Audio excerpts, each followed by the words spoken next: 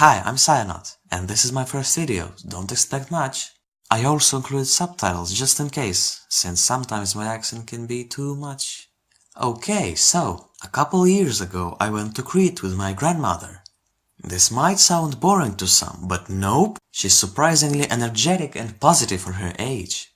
Since she got back into learning English only a couple years ago, she let me be the one in charge of most of the things, like buying tickets, ordering food, asking for directions. So one day we went down to Heraklion, the biggest city on the island. I'm probably pronouncing that wrong. And after a tiring visit to the archaeological museum, highly recommend if you ever come to Heraklion, we thought, time to eat.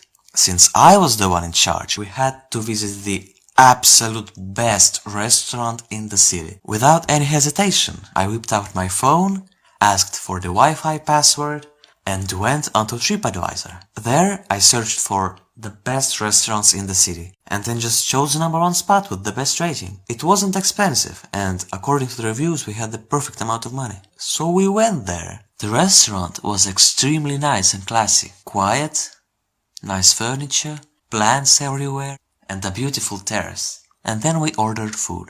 We both ordered an appetizer, the main course, and the dessert. Even though we somehow ended up getting only one dessert instead of the two that we ordered. Oh boy, was that too much food for us. Just too much! The appetizers were almost as big as the main course, and both of them were almost completely meat. Everything was incredibly tasty, but we still couldn't finish our meals. As we were leaving the restaurant, we were quite tired and loopy. Then, by the exit door, I spotted 2 large bowls of candy. So one had these like fortune cookie type papers wrapped in hard candy, and so we tried it. The candy was okay, but the fortune was the thing I was excited about. Well, it was in Greek. But with the magic of Google Translate, we can decipher its meaning.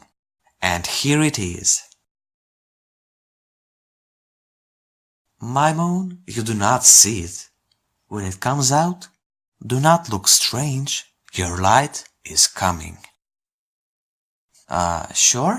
The second bowl had these small round mints and a pair of tongs beside it for extra fanciness. I offered my grandmother one, but she was still eating the fortune candy. Both of my hands were occupied, so I couldn't put it anywhere but my mouth. So I swung it into my mouth with the tongs and successfully landed it on my tongue.